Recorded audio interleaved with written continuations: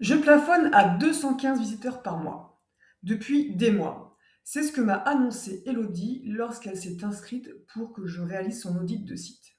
Elodie est dirigeante de ENM Secrétariat Conseil, une entreprise de secrétariat à distance, permanence téléphonique et aussi communication digitale basée à Belleville en Beaujolais, près de Lyon. Alors, on va voir ensemble via cet audit quels sont les points forts et les points faibles de son site internet, et comment l'améliorer avec des astuces concrètes sans charabia technique. On va d'abord voir ensemble un petit peu la première impression quand on arrive directement sur son site. On va parler notamment aussi de la navigation, de l'expérience utilisateur, si c'est simple à trouver l'information ou pas. On va aussi parler des pages essentielles et ce qui manque des pages par rapport à son site internet. On va analyser en profondeur la page d'accueil parce que la page d'accueil, c'est vraiment l'une des pages, on va dire, les plus importantes d'un site internet. C'est vraiment celui qui sert à capter l'attention dès les premières secondes. On va aussi parler du référencement naturel, ce qu'on appelle le SEO. Donc, on va toujours dire c'est quoi, pourquoi et comment l'améliorer sur ce site internet. On va voir ensemble très rapidement la notion de performance du site, le côté un petit peu technique du site. Et enfin, on parlera des offres, des prestations d'Elodie et aussi on abordera quelques notions de stratégie marketing. Alors, la première impression quand on arrive sur le site, elle est tout simplement très bonne. Pourquoi? Parce que le site, il est clair, il est épuré et en plus, on a vraiment les informations essentielles dès qu'on arrive sur la page d'accueil.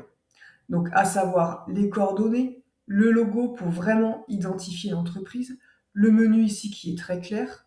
On a les titres qui nous permettent de savoir directement ce que c'est, à qui on a affaire, donc du secrétariat à distance.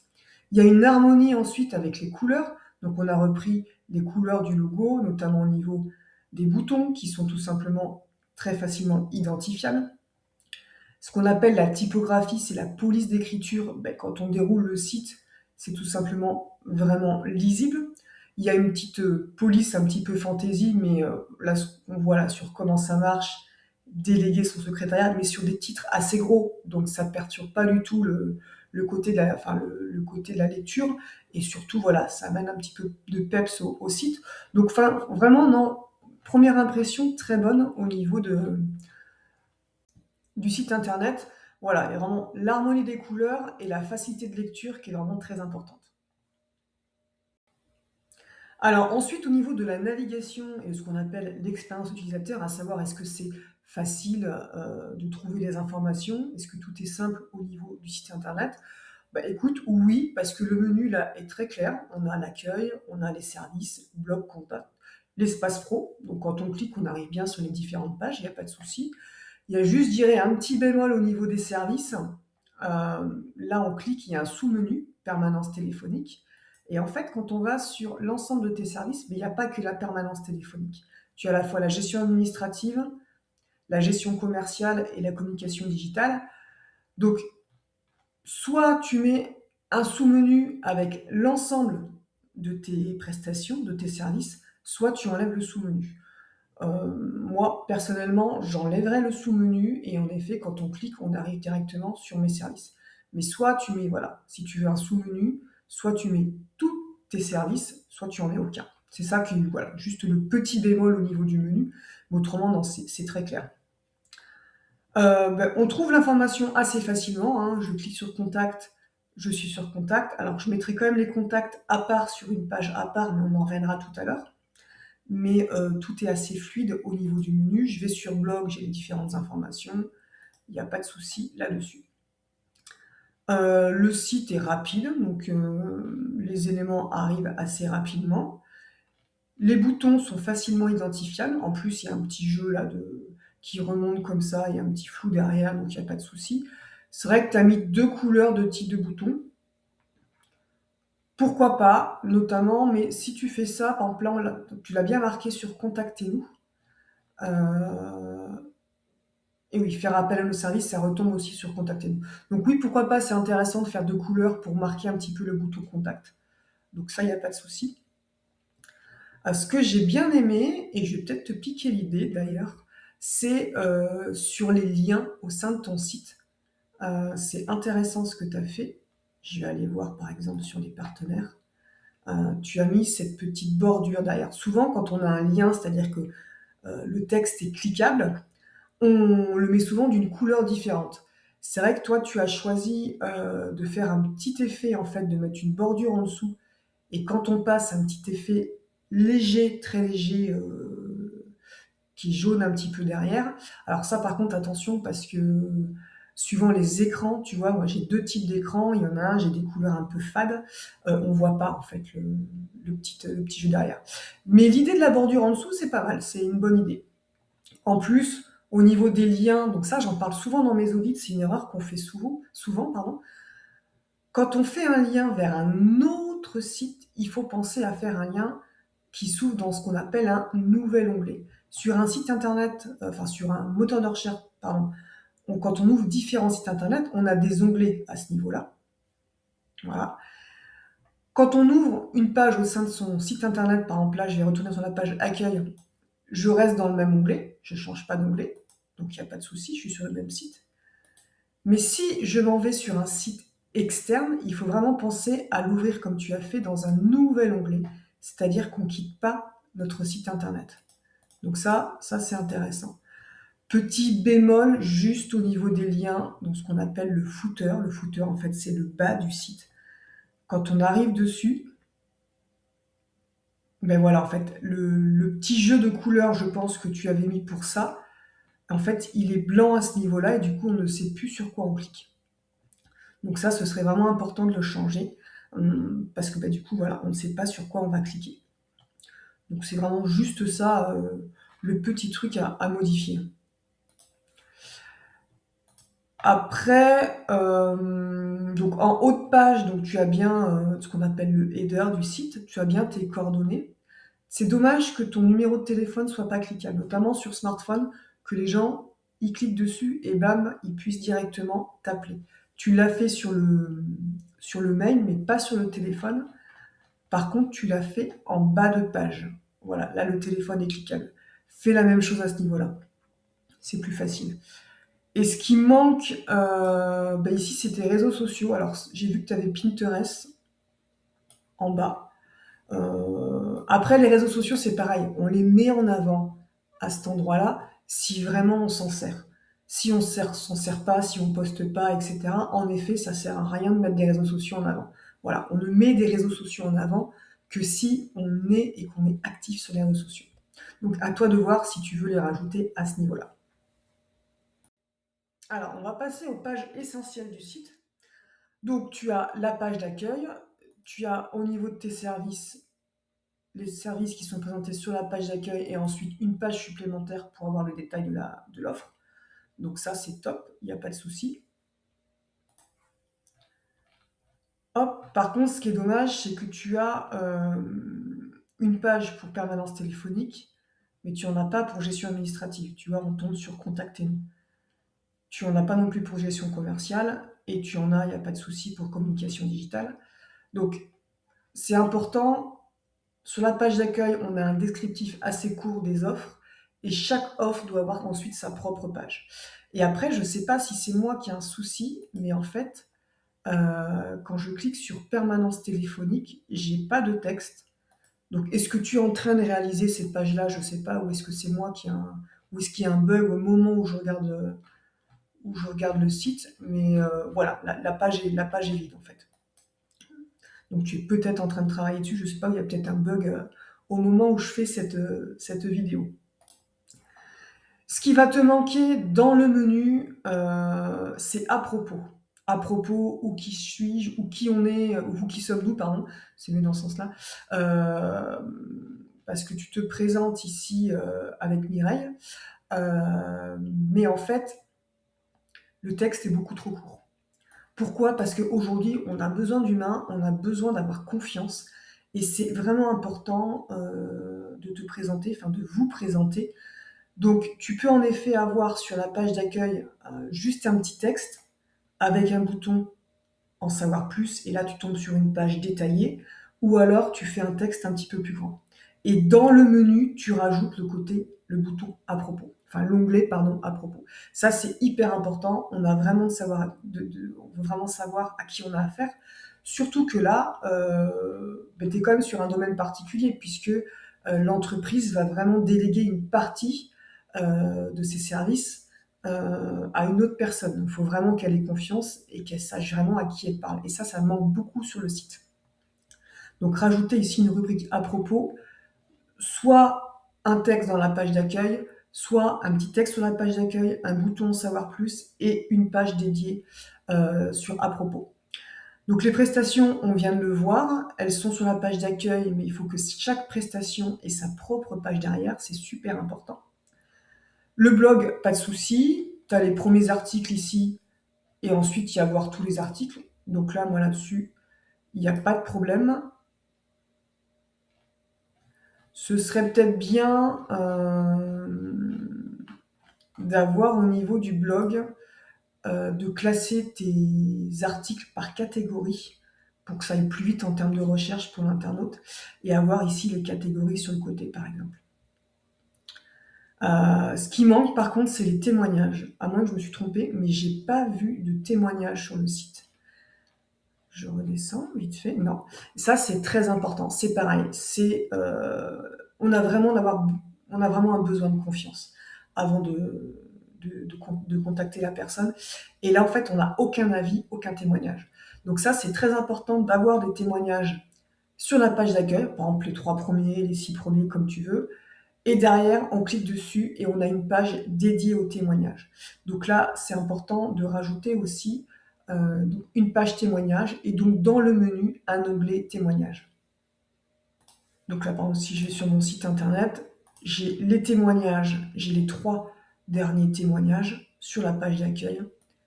Et derrière, j'ai 2 boutons. Un bouton pour aller voir tous les témoignages et un bouton laissez-moi votre témoignage. Et ça, c'est vraiment quelque chose que je conseille à tout le monde. Ça renvoie directement sur quoi? Sur ma page Google d'avis Google. Les avis Google sont très importants, d'une part, par la personne qui va faire des recherches parce qu'ils sont présents, mais aussi pour le référencement de votre site, c'est aussi un plus. Donc pensez à laisser un petit bouton et à envoyer aussi des mails à vos clients pour qu'ils puissent laisser un témoignage directement sur votre fiche Google. Ce qui te manque aussi, c'est une page foire aux questions. La foire aux questions, c'est vraiment une rubrique qui est régulièrement consultée par l'internaute. Et de ton côté, tu as certainement plein de questions que les personnes te posent tout le temps les mêmes. À toi justement de noter ces questions et de les mettre dans la foire aux questions. Donc si je te montre sur mon site par exemple, ici j'ai une foire aux questions et j'essaie de répondre au maximum à la question qu'on me pose tout le temps, est-ce que le devis est gratuit, tu vois? Donc ici j'ai la liste des questions, bam, et en dessous j'ai la réponse. Ça, c'est hyper important et ça devient aussi de plus important par rapport au référencement, notamment au niveau de ce qu'on appelle l'IA. Beaucoup de personnes font des recherches directement dans un outil IA. Et c'est vrai qu'on est en train de remarquer que la foire aux questions, c'est un petit plus parce que les personnes recherchent beaucoup de choses sous forme de questions. Donc ça, c'est vraiment un plus pour toi, pour l'internaute et aussi pour le référencement de ton site. Au niveau de contact, je ferai une page dédiée. C'est vraiment important. Il faut savoir qu'un site internet, pareil pour le référencement aussi, plus il a de pages, alors bien sûr, il faut que ce soit des pages bien construites, ça ne sert à rien de faire des pages pour des pages, mais c'est aussi un plus d'avoir plusieurs pages. Ce qu'on appelle le one page, pardon, c'est les sites où toutes les informations sont sur une seule page et il n'y a rien d'autre derrière. Ça, c'est mauvais pour le référencement. Et en plus, c'est plus sympa d'avoir une page contact directement dédiée que mettre ça dans ce qu'on appelle le footer. Tu vas pouvoir ajouter un petit texte et ce sera moins lourd au niveau du site. Donc ça, moi, ce que je te conseille, c'est de l'enlever, de faire une page à part et dans ce qu'on appelle le footer, rajouter simplement tes coordonnées, ton logo par exemple et un petit texte. Je vais te montrer ça sur un autre site. Hop, par exemple sur ce site-là, tu vois, on a une page contact qui est dédiée, ce qui te permet de mettre une information, les coordonnées d'un côté, le formulaire, le bouton prendre rendez-vous. Et En bas de page, surtout, hein, sur tout le site, en bas de page, tu peux remettre tes coordonnées, les réseaux sociaux, par exemple ton logo, et un petit texte qui va peut-être aussi permettre d'optimiser un petit peu le référencement du site. Mais voilà, évite d'avoir tout directement ici, c'est vraiment mieux d'avoir une page complètement à part. Ensuite, on va parler rapidement hein, de tout ce qui est les pages légales. Donc, comme je le dis à chaque fois, je me répète, je ne suis pas avocate, je ne suis pas juriste, etc. C'est simplement des conseils que je vous donne. Mais si vous voulez vraiment être dans les clous, c'est important de vous faire accompagner juridiquement par rapport à ça. On a un site internet, il y a des lois par rapport à ça et on doit faire attention. Donc, en effet, en bas de page, tu as mis mention légale et CGV. Alors, les CGV, donc les conditions générales de vente, ne sont obligatoires sur un site que si tu vends en ligne directement, si la personne, elle paye directement sur ton site. S'il n'y a pas de notion de paiement en ligne, tu n'es pas obligé de les mettre. Voilà. Moi aussi, hein, je les ai mis sur mon site. Par contre, c'est une page à part. C'est pas une page qui est avec les mentions légales. C'est deux choses complètement différentes. Les mentions légales, c'est par rapport au site internet. Tu dois mettre un certain nombre d'informations obligatoires. Voilà. Les conditions générales de vente, c'est par rapport à la vente de tes prestations, produits. Donc, elles ne doivent pas être dans la même page. C'est deux pages séparées. Ça, c'est la première chose. Ensuite, quand je vais sur les mentions légales, en gros, tu as juste ça, des mentions légales, et après, c'est tes conditions générales de vente. Donc, tes mentions légales, il manque énormément de choses dessus. Alors, moi, ce que je te conseille, c'est d'aller voir directement les miennes. Bon, elles ont été validées par un avocat, mais comme je le dis toujours, tu regardes mes mentions légales et tu prends ce qui te correspond et tu l'ajustes par rapport à ton secteur d'activité, à ce que tu fais, etc. Mais une page de mention légale,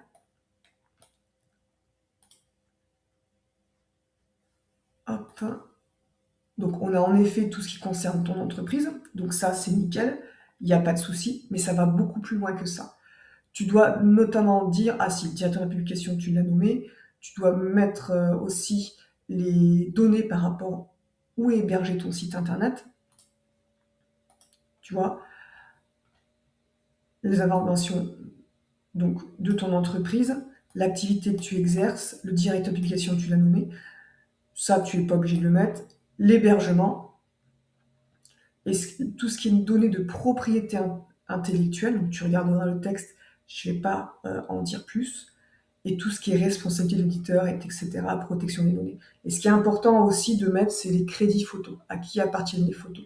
Par exemple, moi, toutes les photos sur mon site, si elles ne m'appartiennent pas, quand elles m'appartiennent, je le mets, et si elles ne m'appartiennent pas, je mets tout simplement le nom de l'auteur et sur quel site je les ai pris.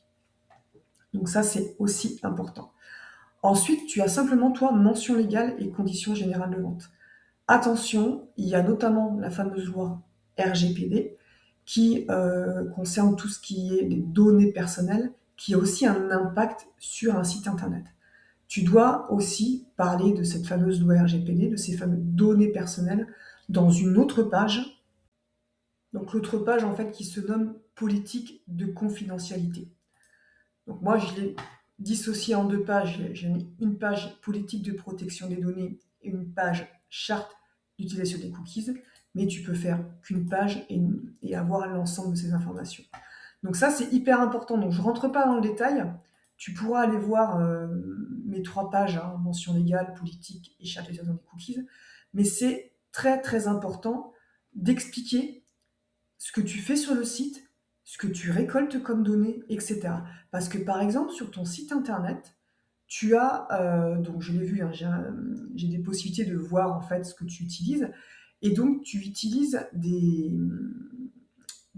statistiques de Google Analytics.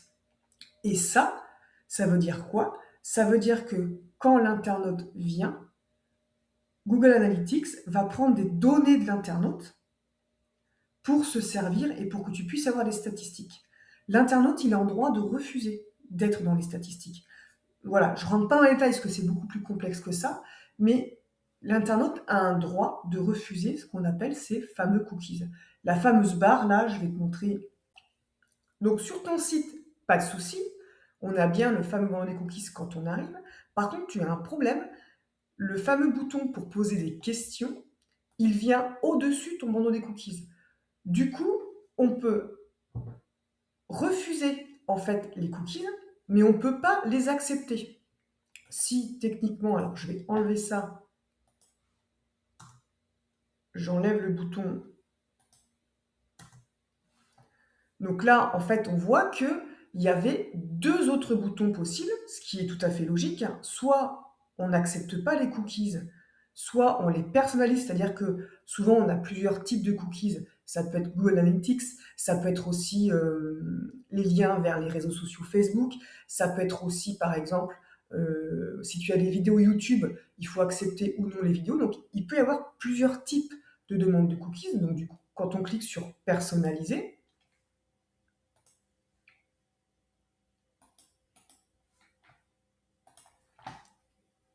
ici, on voit en effet les différents cookies et on peut les accepter ou non. Et tu m'expliquais que tu avais un souci parce que au niveau de ton site internet, tu plafonnais à un certain nombre de visites par jour, enfin par mois. Et je me demande s'il n'y a pas aussi un lien avec ce problème, puisque les personnes ne pouvaient pas accepter des cookies. Donc du coup, si elles cliquaient sur ce bouton continuer sans accepter, ça veut dire quoi? Ça veut dire que si ton bandeau de cookies est bien paramétré derrière, ça veut dire que les stats de Google Analytics, du coup, l'internaute ne les accepte pas. Donc du coup, il ne rentre pas dans les stats. Donc c'est un point à voir. Alors, je ne pense pas que ce soit le seul, hein. Comme je t'expliquais, il y a quand même des choses qui manquent au niveau de ton site internet pour être bien référencé. Mais du coup, comme il n'y avait pas moyen, alors sur grand écran, hein, sur smartphone, c'est pas le cas, mais sur grand écran, il n'y a pas moyen d'accepter les cookies. Donc du coup, de dire oui, Google Analytics, tu peux prendre mes données et je peux donc rentrer dans les statistiques, je pense que ça peut peut-être jouer au niveau aussi de tes statistiques. Donc fais attention à ça, il faut que tu remontes ce fameux bouton que tu avais ici avant pour pouvoir laisser à l'internaute le choix de ne pas accepter ou d'accepter. Après, visuellement, attention, c'est quand même mieux d'avoir la phrase ici et après les trois boutons côte à côte. Parce qu'en fait, visuellement, on ne voyait un petit peu que continuer sans accepter. C'est pour ça. Alors, si j'accepte mes cookies,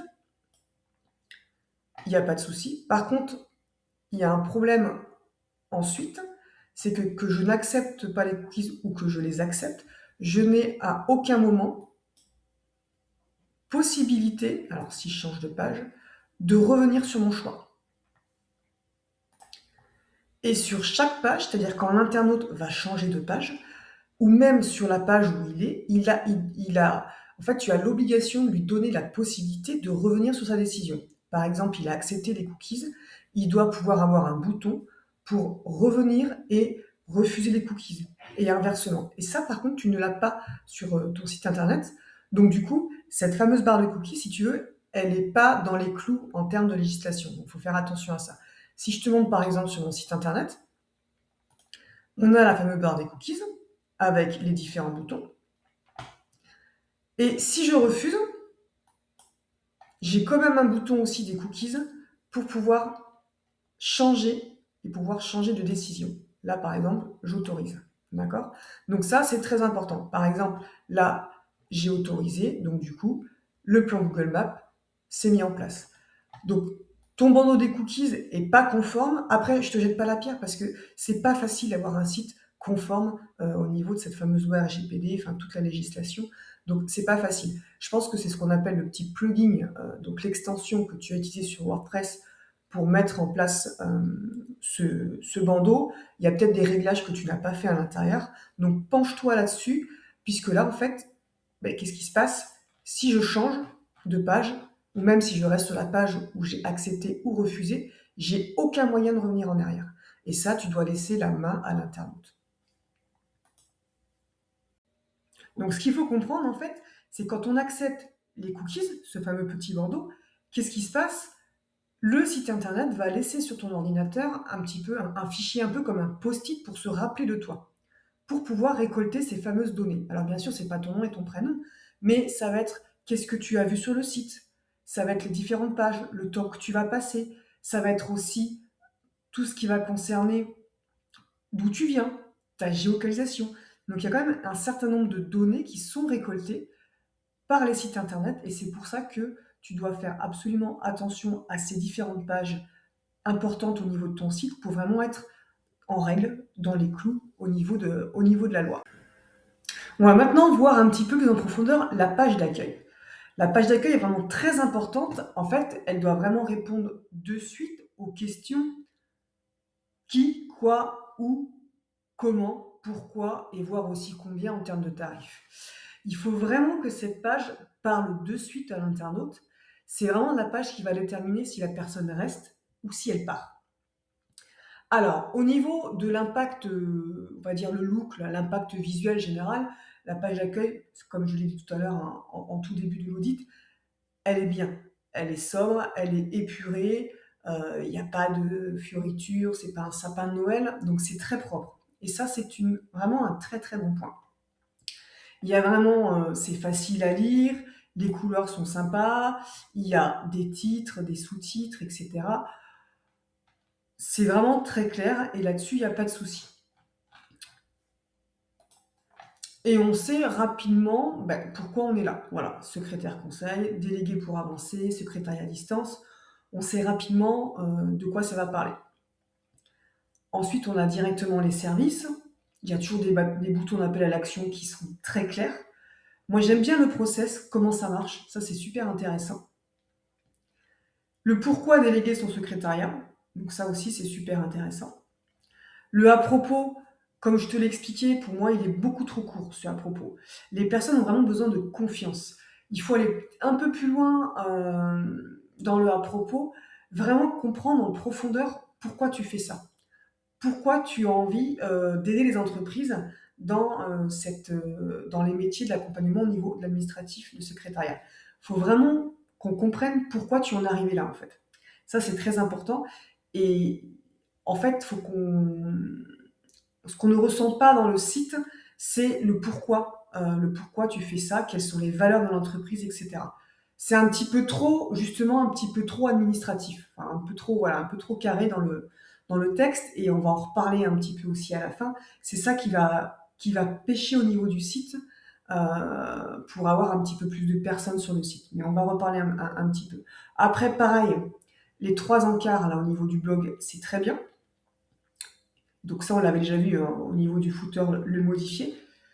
Ce qui manque ici, c'est quand on arrive sur un site, on doit d'abord voir ici, avant de voir les services, il faut d'abord voir les problématiques.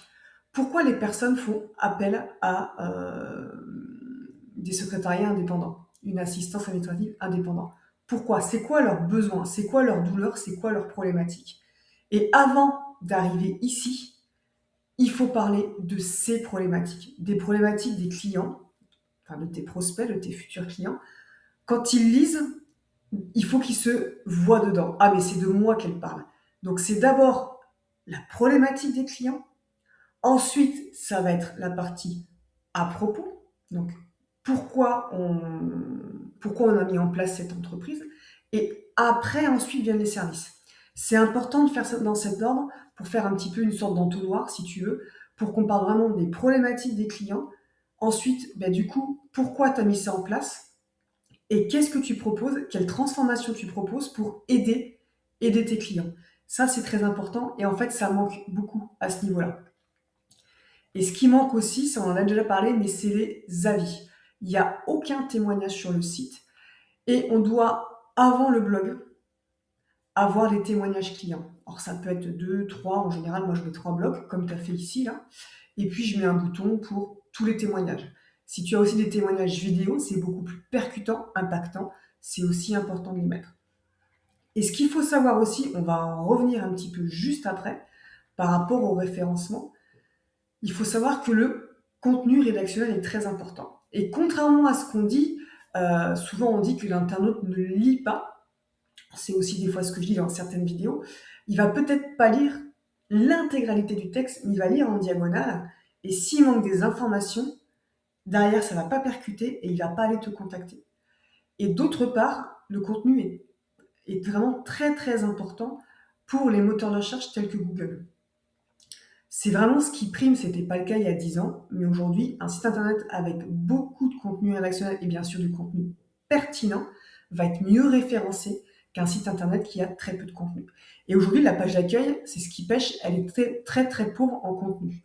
Une page d'accueil, c'est à peu près, on va dire, 1500 à 2000 mots. Alors bien sûr, c'est pas du texte brut comme ça, c'est exactement comme tu l'as fait, hein. Des titres, des sous-titres, des blocs, etc. à droite à gauche. Là, c'est très bien comment, ce que tu en as fait au niveau du process, etc. Donc, on met des blocs comme ça pour qu'en termes de design, ce soit plus sympa et que ce soit plus digeste à lire. Mais là, la page d'accueil est très pauvre en contenu. Je vais te montrer, par exemple, un exemple sur mon site. Là, j'explique en fait ce que je fais rapidement. C'est quoi en fait ma promesse? Qu'est-ce que je promets entre guillemets à mes clients? Ensuite, je vais partir sur les problématiques. Donc, c'est quoi les problématiques des clients? Et en fait, quand ils lisent le texte, il faut vraiment que ça leur parle, qu'ils ressentent quelque chose. Oh, mince, j'ai été trop vite.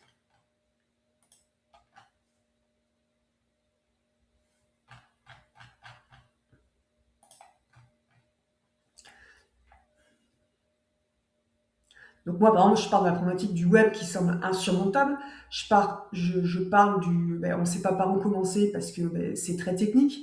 On est effrayé par ce jargon technique. Souvent, on n'a pas le temps ou pas l'argent, etc. Il faut vraiment que tu parles en termes de problématiques. Et souvent, on parle pareil sur 3 blocs pour que ça parle. Ensuite, tu vas partir sur ton pourquoi. Donc sur toi, pourquoi tu as monté ça? Pourquoi tu as envie d'aider les entrepreneurs? Et ensuite, tu vas partir sur tes solutions, tes offres et quelle est la transformation que tu vas apporter par rapport à ça. Pour toi, ça va être un gain de temps pour les entrepreneurs. Ça va être en effet une charge de travail beaucoup moins importante, etc.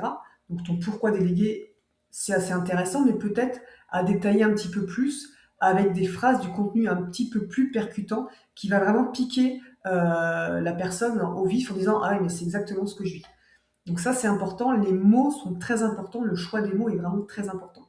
Et ce qui manque à ton site, je te ferai un petit brief juste à la fin, mais c'est pas le côté technique, c'est vraiment le côté du contenu rédactionnel qui va manquer.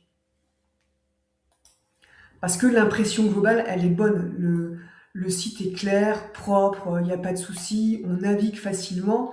Donc le problème vient pas du côté technique du site, mais vient vraiment qu'il faut un petit plus au niveau du contenu rédactionnel. Et pense surtout aux témoignages. Donc si je te fais juste un point rapidement en termes de longueur, tu vois par exemple mon site internet, il a du texte, bien sûr c'est cassé avec les images, on va jouer sur les titres, sur les couleurs, exactement comme tu as fait, mais il y a beaucoup plus de texte. Et quelque chose qui est hyper important, hop, que je mets en général à la fin, et que je me suis rendu compte que beaucoup de personnes lisent, même si c'est à la fin et que c'est pas dans le menu, c'est les valeurs. Quelles sont tes valeurs? Quelles sont les valeurs de ta marque, de ton entreprise? Il faut de l'humain dans ce que tu fais. C'est hyper, hyper important de mettre l'humain en valeur, de te mettre toi en valeur sans non plus... des fois, on a peur de se mettre en valeur parce qu'on a peur de trop en faire. Sauf qu'à l'inverse, si tu te mets pas du tout en valeur, ça va être contre-productif en termes de communication. Donc, il ne faut pas hésiter à se mettre en valeur et expliquer pourquoi tu fais ça. Et là, par exemple, le truc tout bête, à propos, eh bien, il faudrait voilà, une image donc de Mireille et toi directement, ce serait plus sympa. Alors, je sais que c'est pas facile de se mettre en avant.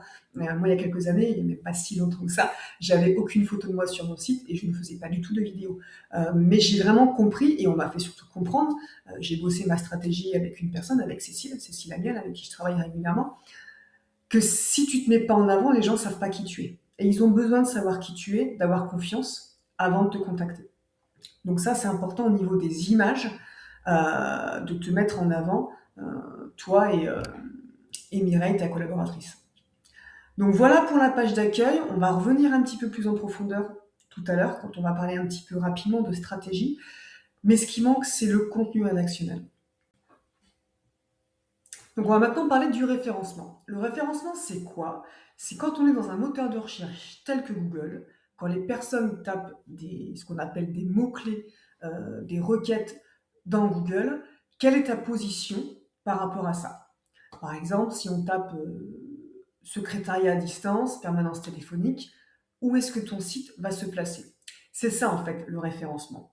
Et derrière, pour optimiser son référencement, il faut dans un premier temps travailler sur les mots-clés, c'est-à-dire essayer de comprendre, de voir quels sont les mots. Donc, en général, on dit des mots-clés, mais en fait, c'est des expressions, hein, puisque c'est plusieurs mots. Qu'est-ce que va taper l'internaute dans Google pour me trouver? Et en cherchant ça, on va pouvoir définir ces fameux mots-clés. Donc, en général, on part sur euh, 3 types de mots-clés. Les personnes vont taper des requêtes par rapport à... Ils vont chercher quelqu'un. Donc, par exemple, toi, ils vont chercher une personne qui fait du secrétariat à distance, donc secrétaire indépendante, assistante administrative indépendante, etc. Donc, on va être sur des mots-clés plutôt, on va dire, type secteur d'activité. Ensuite, on va être sur des mots-clés géographiques, parce que souvent, on recherche par rapport à notre ville, notre région. Donc ça, on va en parler, mais c'est ce qui manque aussi sur ton site. En général, quand on recherche une secrétaire administrative ou une assistante administrative indépendante, on va chercher sur notre région. Par exemple, donc toi, la ville, c'est Belleville en Beaujolais. On peut taper Belleville ou on peut peut-être taper Lyon. Voilà. Donc ça, c'est le deuxième type de mots-clés. Et le troisième type de mots-clés, on va être plus sur ce qu'on appelle des problématiques, des questions. Les personnes vont taper des questions dans Google pour trouver des réponses. Donc ça, il faut creuser un petit peu plus. Je ne connais pas assez ton secteur, mais voilà, ça peut être comment déléguer ma facturation, par exemple, etc. Euh, Comment améliorer ma productivité au niveau du secrétariat. Je donne des exemples un petit peu bateaux, mais il faut creuser vraiment ces questions, ces problématiques.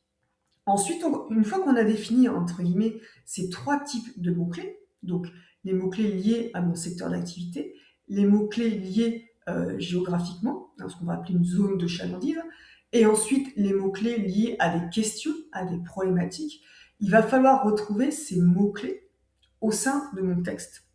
Puisque c'est bien beau de les avoir mis sur un papier, mais si derrière on ne les retrouve pas plusieurs fois au sein de ton site internet, Google, en fait, ce qui se passe, c'est qu'il va scanner ton site avec des petits robots, et s'il ne trouve pas ces mots-clés, mais tout simplement, il ne va pas te référencer. D'accord? Donc, je vais donner un exemple très concret.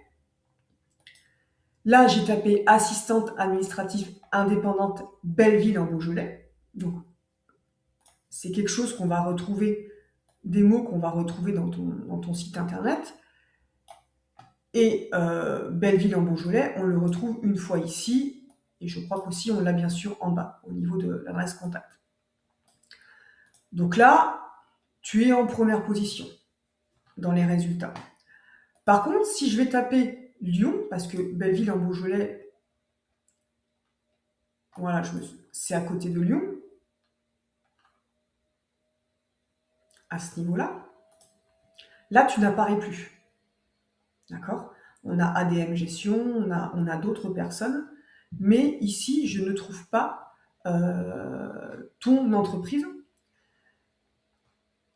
Donc ça, c'est à travailler. Donc moi, j'ai mis secrétaire administrative indépendante, hein, mais ça peut être d'autres thématiques. D'ailleurs, quand on commence à taper dans Google, Google nous propose d'autres termes. Donc n'hésitez pas à vous servir des termes que propose Google pour vous dire « Ah mais tiens, j'ai pas pensé à ce mot-clé, ça peut être intéressant ». Et aussi, tout le temps en bas de page, il vous fait des recherches associées. Ça peut être aussi des idées de mots-clés. Donc, qu'est-ce qu'il va falloir que tu travailles?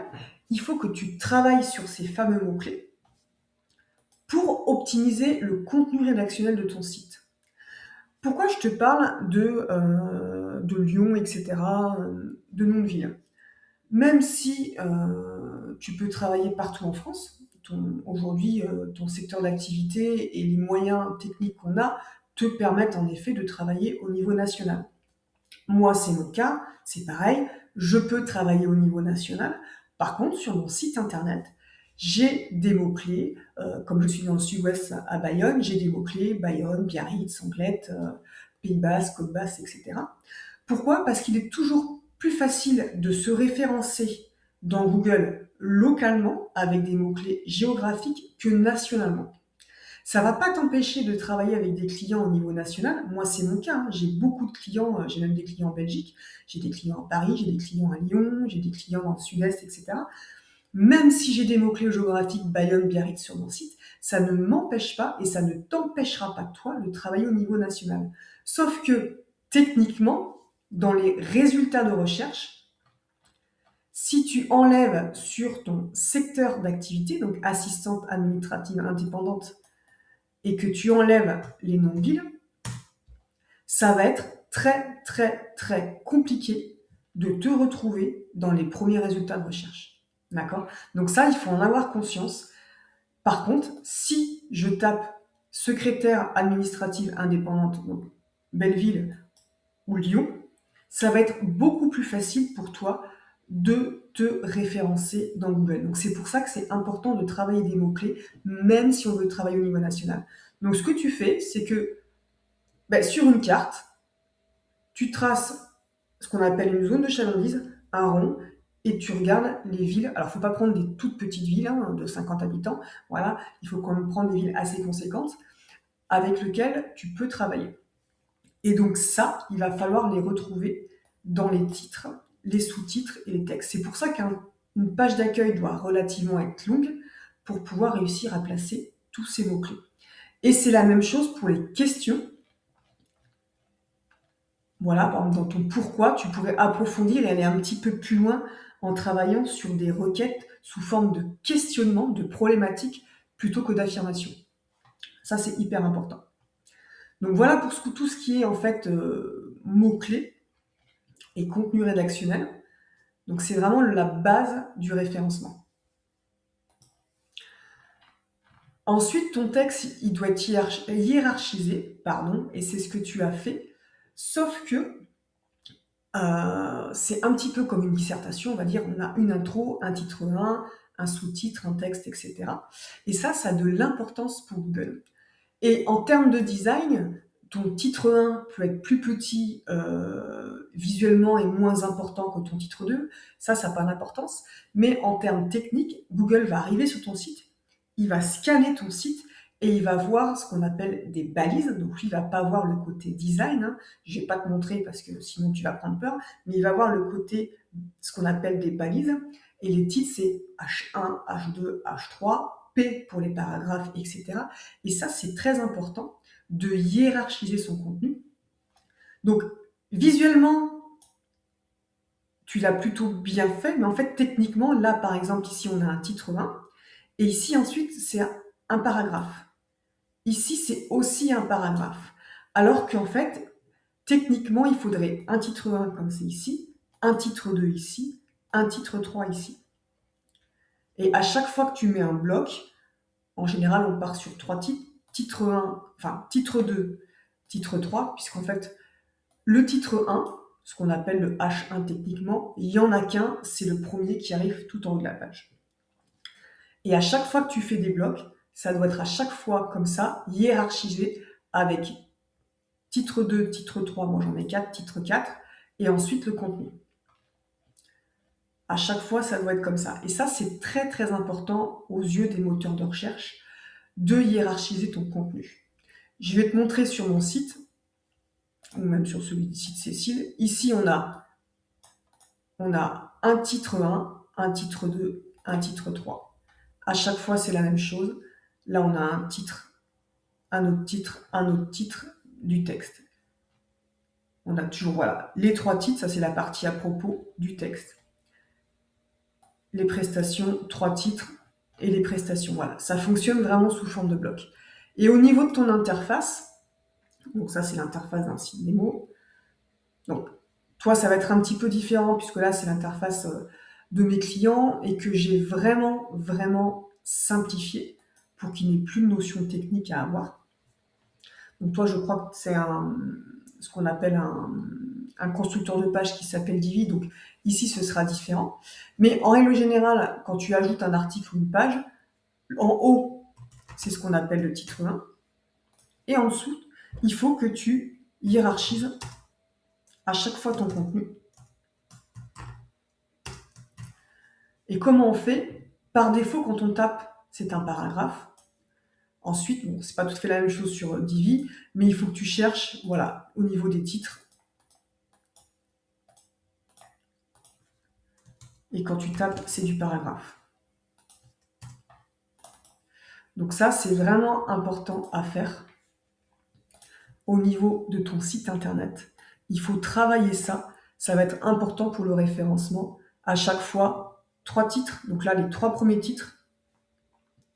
Et après, par bloc, 3 titres, paragraphes, etc. Et tu vas pouvoir mettre tes mots-clés au sein du contenu.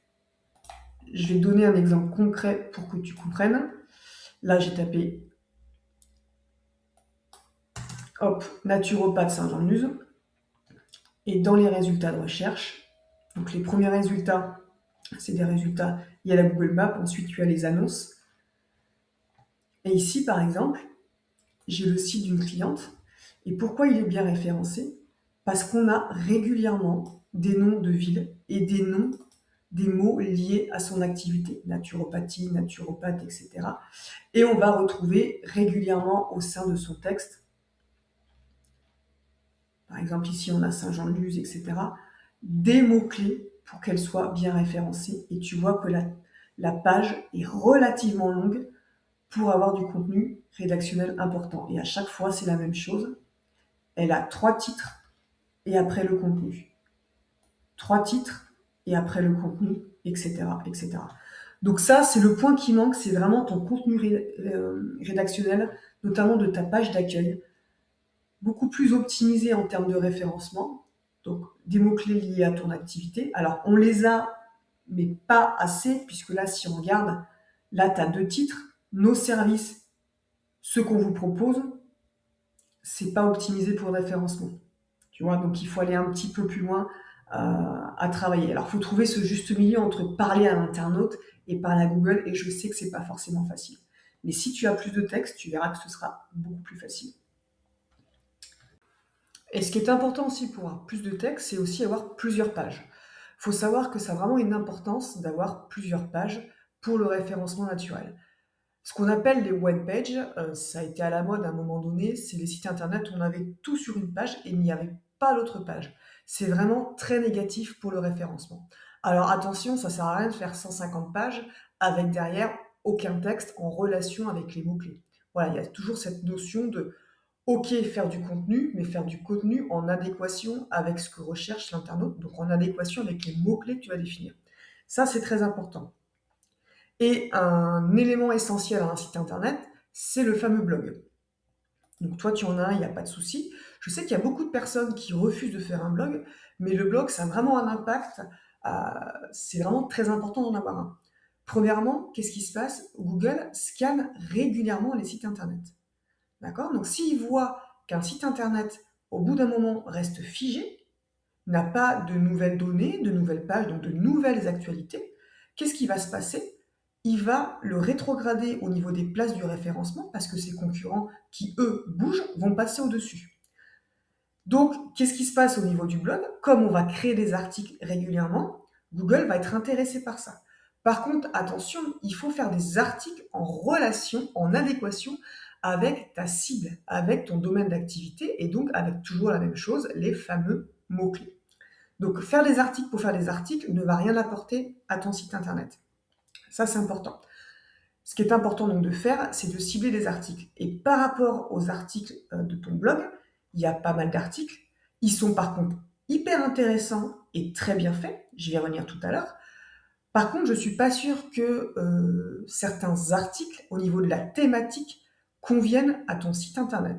Par exemple, référencement naturel, comprendre le fonctionnement pour améliorer sa stratégie. Alors l'article est super, super intéressant. C'est une thématique intéressante, mais qui pour moi n'est pas en adéquation avec la thématique de ton site, de ton site internet.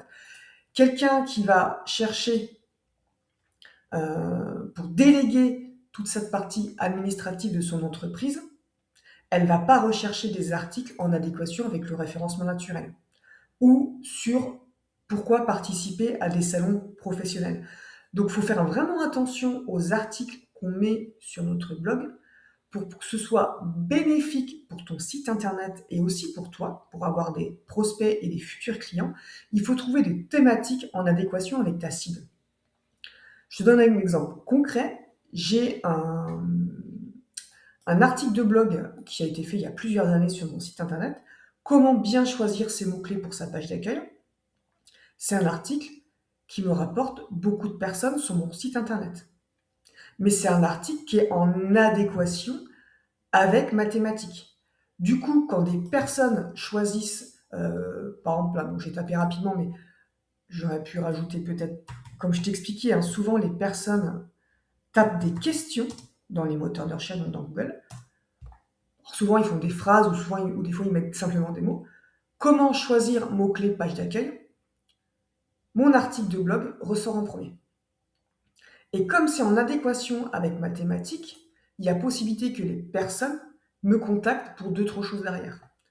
Par contre, quelqu'un, même si ton article de blog référencement naturel comprend le fonctionnement, est bien positionné dans Google par rapport à ça, par rapport à ces mots-clés, comme ces mots-clés ne sont pas du tout en adéquation avec ta thématique et les prestations que tu proposes, tu risques tout simplement que les personnes qui viennent sur ce site-là, sur cet article-là, ce n'est pas ta cible. Donc tu vas perdre du temps. Donc ça, c'est vraiment très important de faire des articles de blog en relation avec tes offres, avec ce que tu vends et en relation avec la problématique de tes clients. Donc là-dessus, il faut que tu travailles là-dessus sur les articles qui peuvent t'apporter du monde derrière. Ça, c'est très important. Donc, autant c'est bien de faire des articles, autant il faut que ça ait un intérêt. Par contre, petit truc qui est important de faire, justement quand on a plusieurs pages au sein de son site internet, quelque chose qui est puissant au niveau du référencement, c'est ce qu'on appelle le maillage interne, c'est-à-dire faire des liens entre les différentes pages de ton site. Alors, on a déjà des liens ici via le menu, hein. Forcément, le fait qu'il y ait les mots et qu'on arrive sur une page, ça fait des liens entre les pages. Mais ce qui est important, et notamment au niveau des articles de blog, c'est de faire des liens. Alors, je vais t'expliquer comment.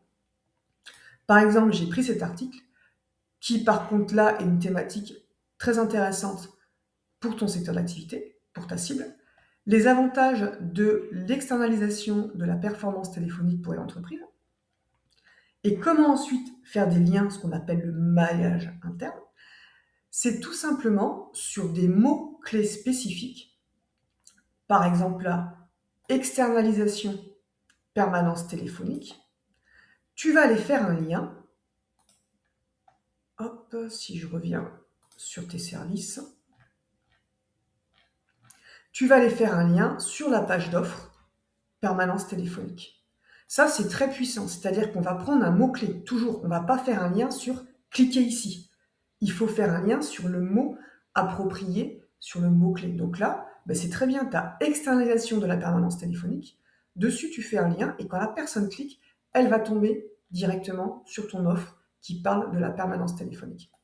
Donc ça, c'est à faire sur les différentes pages de ton site internet et au sein des articles de ton site internet. C'est très puissant au niveau du référencement, c'est vraiment un plus. Et ensuite, ce que tu peux faire, alors j'en parle pas souvent, mais c'est aussi quelque chose de, je crois que j'en ai parlé dans un autre audit de site, je ne sais plus lequel, c'est aussi très puissant. Une fois que ton site, tu as remanié un petit peu par rapport à tous les conseils que je t'ai donnés, et qu'il est plus puissant au niveau du contenu rédactionnel, parce que c'est important d'abord d'avoir un site correct avant de mettre en place la dernière chose qui peut permettre à ton site d'être boosté au niveau du référencement. C'est ce qu'on appelle le netlinking, les campagnes de netlinking. Donc, poser ce qu'on appelle des backlinks. Voilà, je t'ai mis 2 mots techniques. Qu'est-ce que c'est? En fait, c'est tout simple. Tu as ton site internet ici, au milieu, et tu vas avoir des personnes autour, donc d'autres sites qui vont parler de toi. Et plus tu vas avoir d'autres sites qui vont parler de ton site, donc faire un lien vers ton site, donc plus entre guillemets tu vas avoir d'amis, plus ça va être intéressant pour Google et plus tu vas monter en termes de référencement. Donc ça, c'est des choses que moi je fais pour mes clients, c'est ce qu'on appelle des campagnes de netlinking, c'est-à-dire que mon client va dire: «Bah, écoute, je veux», je te dis n'importe quoi, 10 liens, donc 10 sites qui parlent de mon site. Qu'est-ce qui va se passer? En fait, on va créer des articles sur des blogs en relation avec ta thématique ou sur des annuaires, et cetera. Ils vont parler de ton site et ils vont faire un lien vers ton site internet. Et toujours le lien, comme je l'ai expliqué tout à l'heure, on va pas faire un lien, allez voir le site, cliquez ici, on clique dessus et on arrive sur ton site internet. Non, on va faire le lien sur un mot-clé qu'on a défini. Par exemple, externalisation de permanence téléphonique. La personne clique ici et elle va tomber sur ton site. C'est ce que j'appelle un peu le bouche à oreille du web. Plus tu as de personnes qui vont parler de toi, plus du coup ça va être intéressant aux yeux de Google et plus tu vas monter. Alors bien sûr, je donne toujours un exemple concret. Faire un lien sur le site du Monde ou du Courrier international a forcément beaucoup plus d'impact que faire un lien sur le journal du site du journal local de ta commune de 50 habitants. Voilà, je grossis, mais plus un site est populaire et fait un lien vers toi, plus ça a un impact sur ton site internet. Par contre, attention, tu m'as dit: «Ah mais ouais, génial, donc je peux faire ça». Bien sûr, tu peux aussi toi contacter, notamment des blogs en relation avec ton activité ou des personnes que tu connais et leur demander, de faire un article sur toi ou même toi de leur proposer un article. Donc ça, il y a pas de souci. Par contre, attention de pas se dire: «OK, aujourd'hui je vais faire 50 demandes, je vais faire 50 liens qui vont vers mon site et après plus rien». Il faut faire attention, le netlinking, donc ces fameux backlinks, sont très puissants, mais peuvent aussi être très néfastes pour ton site si tu ne fais pas attention à ce que tu fais. C'est-à-dire que si Google voit que tu fais 50 liens, donc il y a 50 personnes du jour au lendemain qui parlent de toi et après plus rien, il va se dire: «Attends, elle veut me forcer la main, donc au contraire, je vais la déclasser». Le netlinking, il faut faire ça en fait régulièrement, tout au long de la vie du site, par parcimonie, d'accord? Mais pas un seul coup comme ça et après plus rien, c'est l'effet inverse, totalement néfaste. Donc pense à ça, mais par contre, je conseille toujours de faire ça une fois que le site a été optimisé pour le référencement. On passe derrière à faire des campagnes de netlinking. Donc voilà la partie technique référencement. Donc l'importance, c'est de hiérarchiser ton, ton contenu avec ces fameux titres. Donc le titre 1, il n'y en a qu'un, il est en premier. Titre 2, titre 3, et après par bloc, comme je t'ai expliqué sur la page d'accueil. Cette page d'accueil doit être relativement longue, c'est très important. Retravailler, voir un petit peu au niveau de ton contenu de blog, de créer des articles pertinents.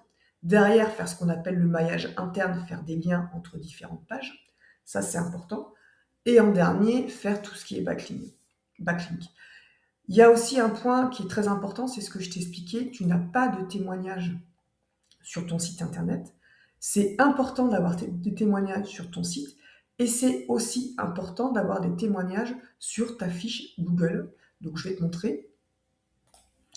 La fiche Google, donc en fait voilà, tu en as une, donc il n'y a pas de souci, ça c'est très bien. C'est quelque chose de très puissant pour Google. Ça appartient à Google, donc forcément si elle est bien faite, c'est un plus pour toi. Donc ça, il faut vraiment la travailler. Et tu as 10 avis, bon, c'est bien en plus, tu as 5 sur 5. Plus tu as d'avis, plus ton site aussi, ça va être important pour lui et le référencement va monter. Donc moi, ce que je conseille toujours, c'est que tu te fais un mail type, on va dire, que tu envoies à tes clients à chaque fois que tu as fait une prestation. Tu les orientes un petit peu sur les questions, etc., pour qu'ils puissent te remplir un avis et tu mets ton lien direct via Google. Alors pour faire ça, je vais te montrer. Parce que si tu mets un autre lien ou si tu mets rien, ils vont t'envoyer un mail, mais du coup, ça n'aura pas d'impact parce que ce ne sera pas sur ta fiche Google. Donc par rapport à ça, il faut que tu te connectes à ton Gmail, à ta fiche d'entreprise. Et ici, tu auras d'autres boutons qui vont apparaître. Si je te montre sur ma propre fiche Google, ici, comme je suis connecté à mon compte, j'ai d'autres boutons qui apparaissent, et notamment ici le bouton «Voir les avis». Tu cliques dessus, et ici, tu as «Recueillir plus d'avis». Et du coup, tu copies ce code-là, ici, ce lien, et tu le mets directement dans ton mail en disant, voilà, vous pouvez laisser un avis via ce lien. Et il clique dessus et il va arriver directement sur ta fiche pour te laisser un lien. Ce qui marche beaucoup aussi aujourd'hui, c'est, si tu as une entreprise avec, alors ça, c'est plutôt pour les personnes qui ont des clients qui viennent à l'intérieur de l'entreprise, avoir un QR code, poser une petite plaque sur son bureau et les personnes peuvent scanner directement pour donner un avis. Les avis Google sont vraiment très, très importants. Donc voilà pour la partie référencement. Alors on va maintenant parler de la performance du site. La performance, c'est le côté un petit peu technique, c'est un peu le moteur, hein, sous le capot de la voiture, qu'on ne sait pas forcément faire quand on ne sait pas notre métier. C'est pour ça que les audits que je réalise, je parle très peu de la technique, seulement des petites choses que toi, entrepreneur qui n'est pas du métier, puisse améliorer. C'est pour ça que c'est ce que je dis souvent, une personne qui est, voilà, qui a une agence web, qui est développeur, webmaster, etc., si elle regarde mes audits, elle va certainement se dire, mais l'audit n'est pas complet. Forcément, parce que la partie technique, j'en parle vraiment très très peu, parce que mon objectif, c'est que tu puisses toi-même mettre en place des choses pour faire fonctionner ton site et l'améliorer. Par contre, ton site, techniquement, il est bien fait. Entre guillemets, WordPress est bien configuré. Le thème que tu utilises, puisque WordPress utilise des thèmes, donc en fait c'est la structure du site, le design, etc. Ton thème est correct, hein, il permet au site d'être rapide en termes de téléchargement. La version mobile, ce qu'on appelle tout ce qui est responsive design, est correct.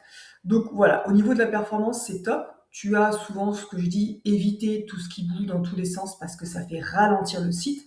Là, en effet, tu as quelques petits éléments qui bougent, mais ça va. La technique qui est utilisée dessus ne va pas non plus ralentir trop le site et donc nuire à la performance et nuire au référencement, ce que je rappelle toujours. Quand Google scanne les sites, il va aussi regarder la performance. Est-ce que le site est rapide à télécharger? Et bien sûr, plein d'autres paramètres. Mais du coup, la performance, il n'y a pas que le contenu rédactionnel, il y a aussi le côté technique qui est important pour le référencement. Et toi, de ce côté-là, vraiment, il n'y a pas de souci. Le seul petit truc, il faut forcément en trouver un, on va dire, hein, c'est juste au niveau de tes images. Alors même si souvent techniquement les systèmes de création de sites, quand on insère une image dessus, vont diminuer un petit peu l'image, c'est quelque chose que je recommande toujours de faire avant. Une image, c'est simple, elle a 3 caractéristiques. Elle a un nom, image.jpeg ou image.png, etc. Elle a une taille, et elle a un poids.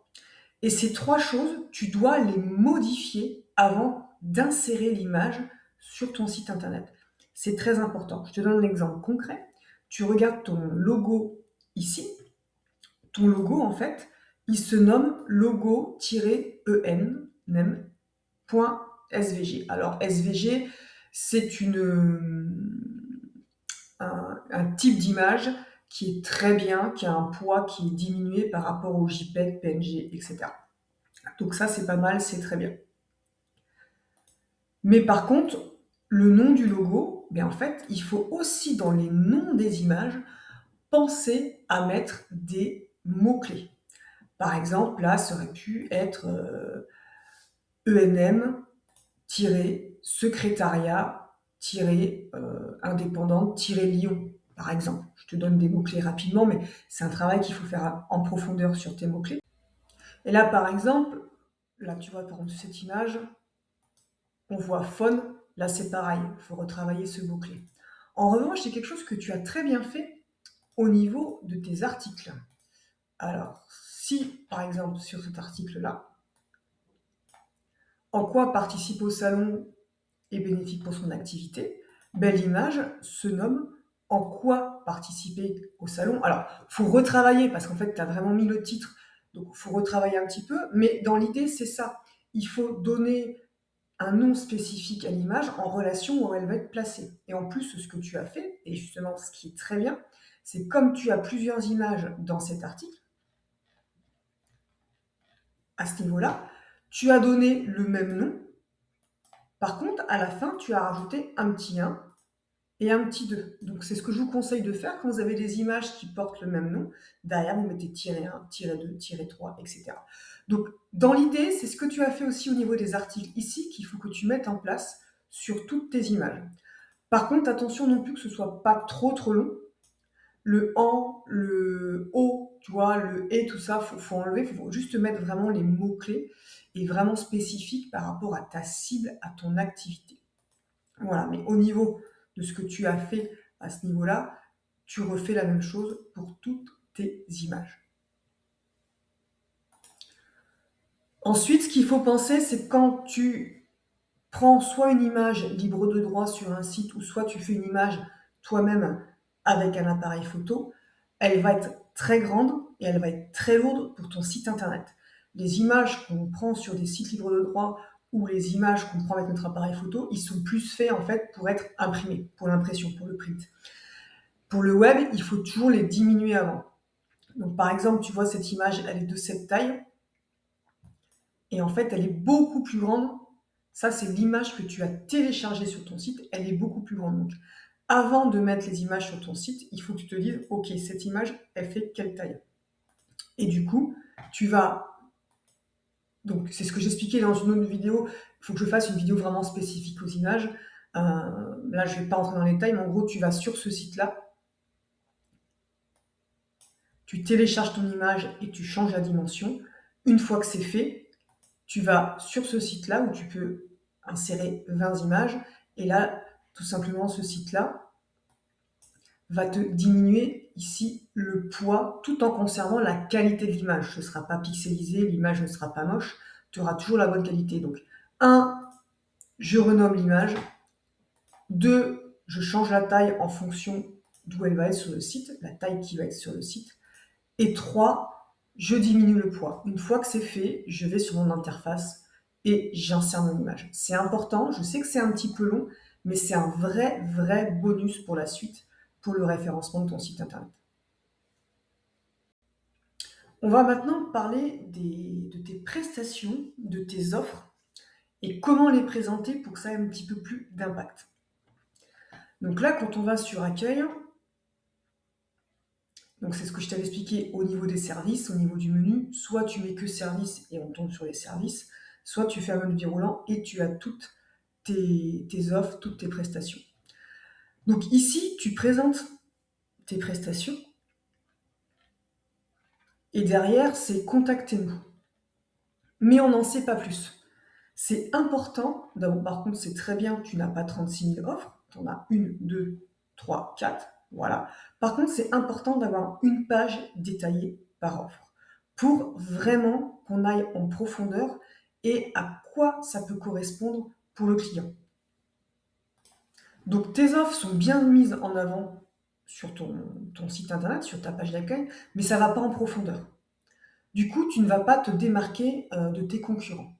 Et il y a un petit point important aussi, alors je sais que c'est pas facile, moi ça a été aussi difficile pour moi, quand on commence un petit peu à parler de stratégie marketing, on va souvent parler, c'est important de nicher, c'est important d'avoir une cible, c'est important de définir ce qu'on appelle un persona, un avatar, suivant comment tu le nommes.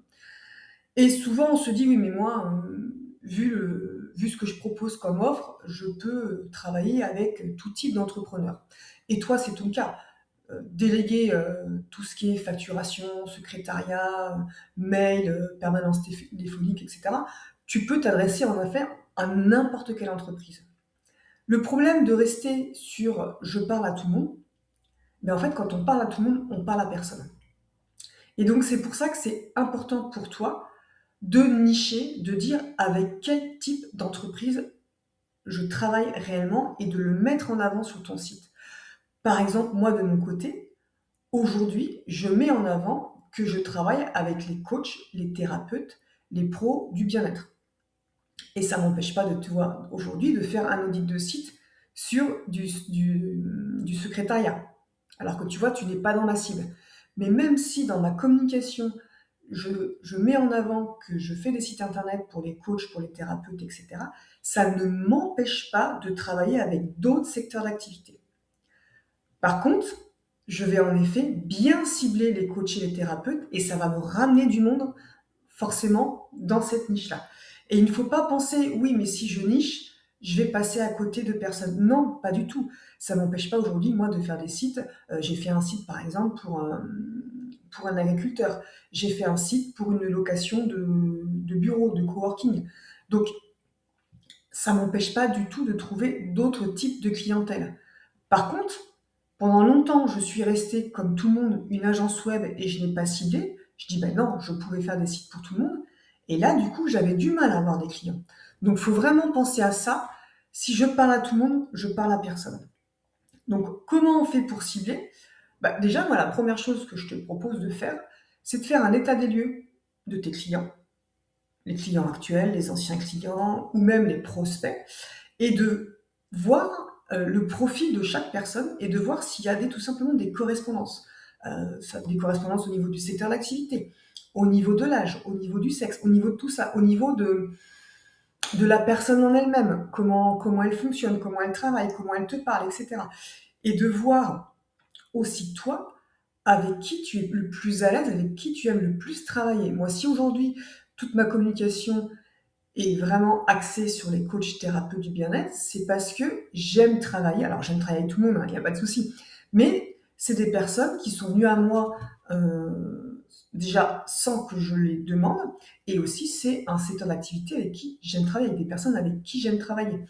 Donc, regarde pour savoir, pour nicher, pour cibler, regarde dans un premier temps les personnes avec qui tu aimes travailler. Regarde aussi, bien sûr, les secteurs d'activité qui sont porteurs par rapport à ça.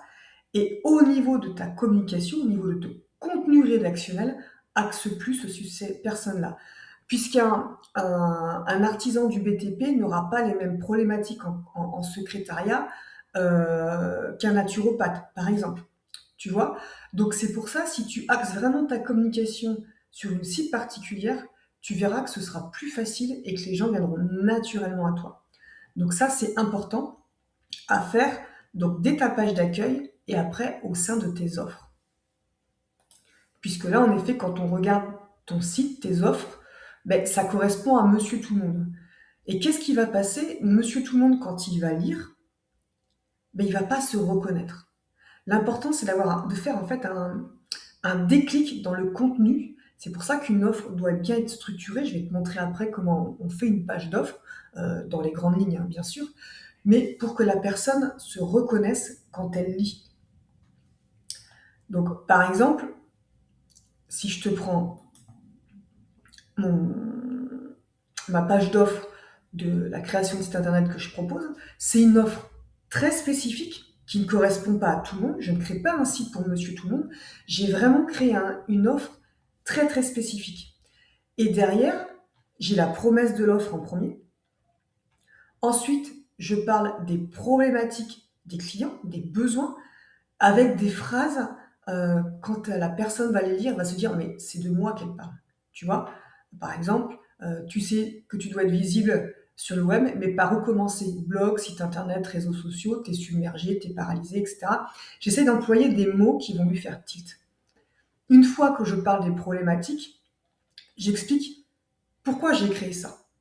D'accord? J'explique pas de suite la solution, je parle d'abord des problématiques, ensuite j'explique pourquoi j'ai fait ça et ensuite je parle de la solution que je leur apporte. Quand on crée une offre, on parle pas, on liste pas, «Voici ce que je te propose», bam, bam, bam, bam. Non, on va parler en termes de solution, en termes de transformation. Si tu prends cette offre, voilà ce qui va se passer pour toi. Donc tu peux parler par exemple là quand on délègue la partie administrative, beh, pour l'entrepreneur, ça va être un gain de temps énorme. Il va pouvoir passer plus de temps avec ses clients, être beaucoup plus posé, moins stressé. Tu peux jouer sur ces termes, le stress, le temps, et cetera. Mais là, ça ne se ressent pas. Donc tu parles de la solution, donc je vais reprendre. La promesse, qu'est-ce que tu promets à ton client? La problématique, tu parles ensuite pourquoi tu as créé cette solution, qu'est-ce que tu as envie de faire, c'est vraiment ton pourquoi. Ensuite, tu vas détailler la solution. Bon, là, ça c'est différent, parce que moi, c'est mes différents styles, donc ça on oublie. Les témoignages, comme j'explique, les témoignages, c'est très, très, très important. Ça peut vraiment déclencher un appel avec toi. Donc, c'est vraiment important de mettre les témoignages en avant. Écrit ou vidéo, les vidéos aussi sont très puissants. Ce qui est important aussi, on le voit de plus en plus, mais attention à la manière dont on le fait, c'est les bonus. Proposer des petites choses supplémentaires.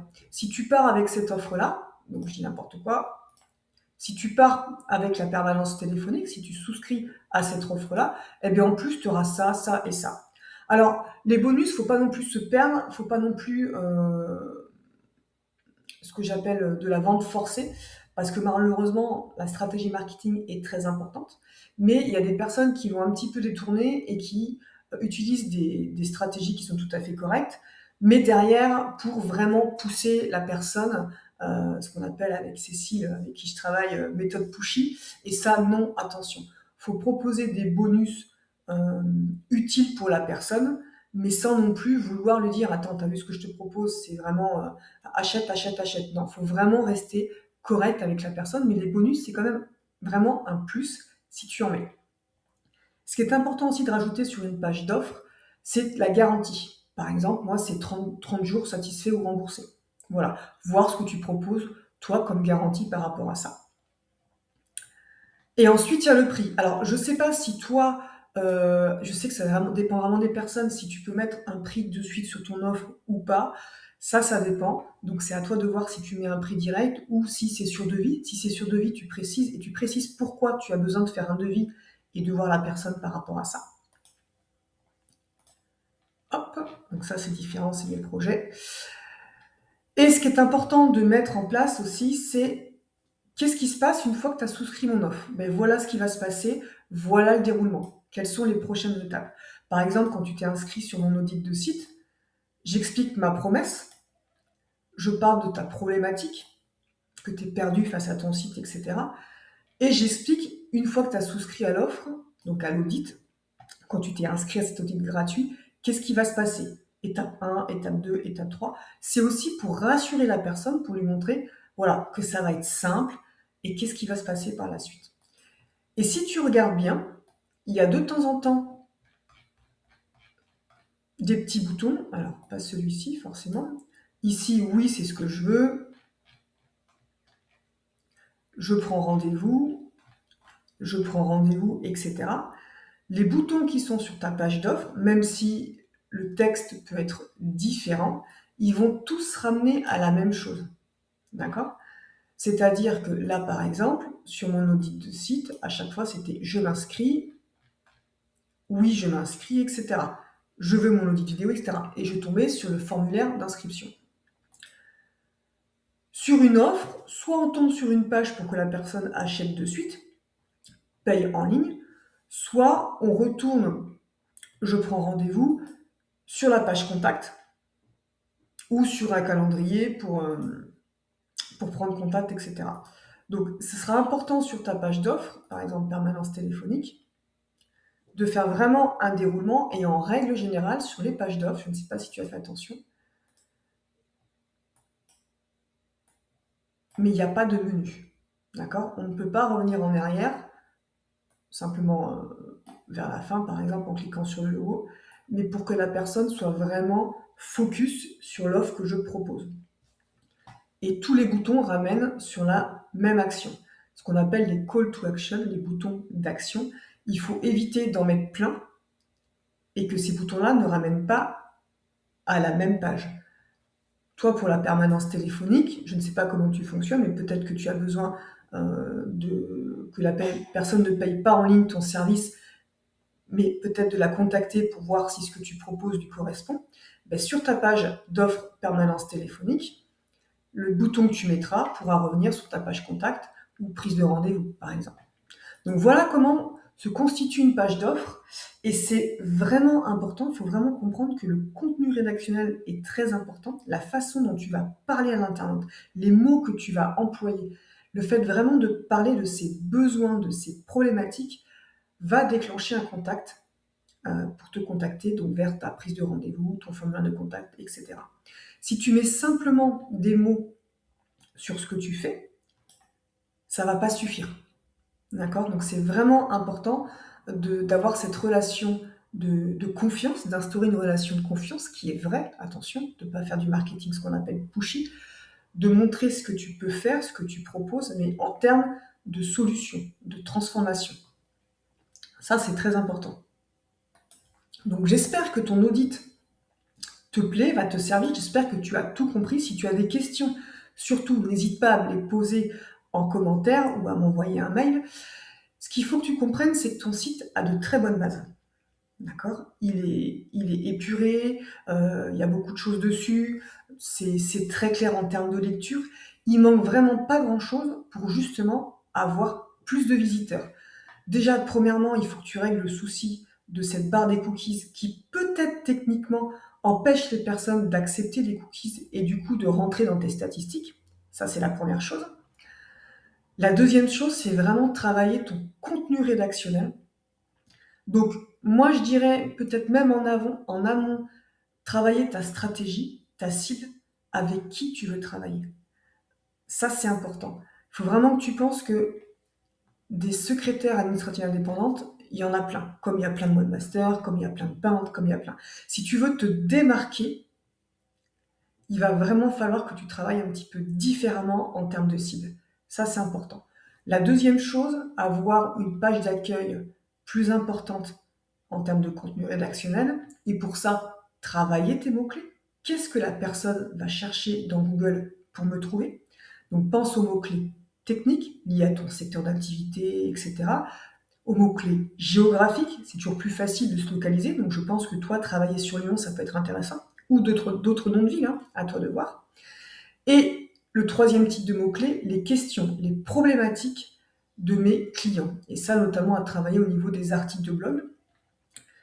Et au niveau pourquoi déléguer son secrétariat, ça c'est une rubrique qui est intéressante sur ta page d'accueil, que tu peux travailler un petit peu plus en travaillant ici les problématiques.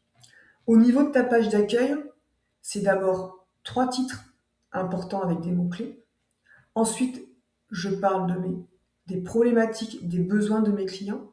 Ensuite, je vais parler de à propos, qui je suis et pourquoi je fais ça. Et ensuite, je parle des services. Après, je vais avoir le process, tu peux le laisser ici, c'est pas mal. Le pourquoi déléguer son secrétariat aussi. Ensuite, avoir les témoignages, les 3 derniers articles de blog. Et je rajouterai, comme je t'avais expliqué, une partie que moi je mets sur mon site et sur les sites de mes clients. Hop, ça c'est mon petit pop-up. Une partie valeur. Donc ça, c'est très important. Donc, restructure ta page d'accueil. Restructure le contenu rédactionnel. Et ensuite, penche-toi pour créer une page, donc pas avoir un bouton contact ici, un bouton en savoir plus et créer une page structurée par rapport à chaque offre et toujours parler en termes de problématiques, de besoins des clients et derrière pourquoi tu as fait ça et ensuite derrière ta solution, la transformation que va avoir ton client en travaillant avec toi. Voilà pour cette audit de site. J'espère qu'Elodie, tu as appris des choses et tu vas pouvoir mettre en place des actions sur ton site pour pouvoir l'améliorer et notamment par rapport à ta demande, avoir plus de visiteurs et convertir ces visiteurs en clients. Si tu as des questions ou si vous, les internautes qui regardez cette vidéo, vous avez des interrogations, n'hésitez pas à les laisser en commentaire. N'hésitez pas à vous abonner juste ici à ma chaîne. Et si vous voulez d'autres vidéos, notamment voir d'autres audits de sites, n'hésitez pas à regarder celle-ci qui est juste ici. Je vous remercie et je vous dis à très vite.